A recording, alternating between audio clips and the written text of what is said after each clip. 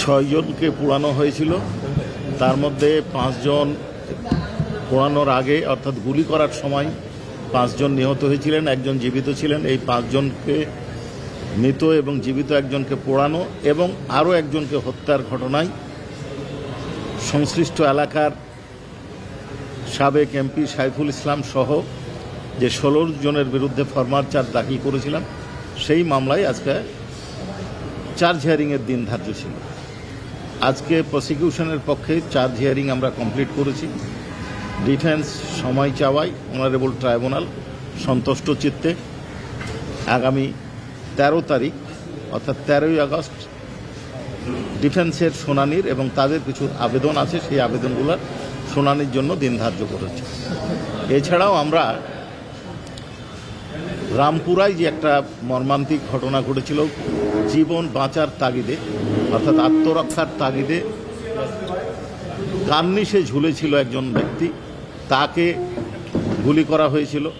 একজন বাড়ির ভিতরে একজন শিশুকে কোলে নিয়ে তার দাদি ছিল, সেই শিশুর মাথার এক পাশে গুলি লেগে আর এক পাশ দিয়ে বের হয়ে যায় এবং আরও একজনকে হত্যার অভিযোগে সাবেক ডিএমপি কমিশনার হাবিবুর রহমান সহ 5 জনের বিরুদ্ধে আমরা ফরমাল চার্জ দাখিল করেছি। আশা করছি আগামী ওপেনিং ডেট বা তার পরের দিন কগনিজেন্স হিয়ারিং হবে। আচ্ছা, আজকে আশুলিয়ার মামলায় যে চার্জ গঠনের উপরে প্রসিকিউশনের শুনানি ছিল, সেখানে আমরা বলেছি যে এখানে মূলত 2টি অপরাধ সংগঠিত হয়েছে, যেটি আন্তর্জাতিক অপরাধ ট্রাইব্যুনাল আইনের 3-2 ধারায় বর্ণনা করা আছে। একটা হলো হত্যা, যেটা সারা পৃথিবীতে স্বীকৃত একটি অপরাধ, কিন্তু এই হত্যাটা যখন ওয়াইড স্প্রেড অ্যান্ড সিস্টেম্যাটিক ওয়েতে হয় তখন এটিকে মানবতা বিরোধী অপরাধ হয়, যেটা রোম স্ট্যাটিউটের বর্ণনা আছে। এটা আমরা বলেছি যে 6 জনকে এবং 4 তারিখে একজনকে, এই 7 জনকে হত্যা করা হয়েছে, দ্যাট ইজ একটা অফেন্স।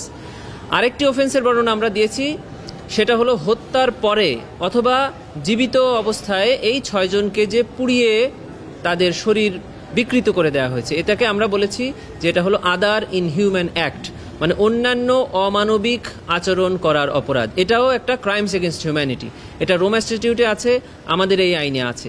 সুনির্দিষ্টভাবে এমন যদি কোনো ঘটনা কোনো পারপিট্রেটর করে যেটা সাধারণ মানুষের বডিলি বা মেন্টালি সিরিয়াস হার্ম হয়, তাহলে সেটিকে আন্তর্জাতিক আইনে ক্রাইমস এগেনস্ট হিউম্যানিটির অধীনে আদার ইনহিউম্যান অ্যাক্ট বা অন্যান্য অমানবিক আচরণের অপরাধ হিসাবে স্বীকৃত হয়।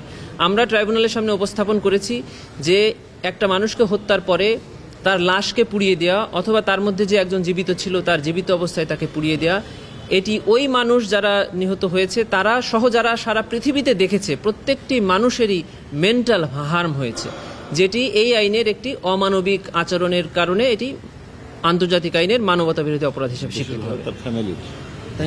এবং এই যারা নিহত হয়েছে তাদের পরিবার সহ এদেশের প্রত্যেকটি সচেতন মানুষেরই এটা মেন্টাল হার্ম হয়েছে।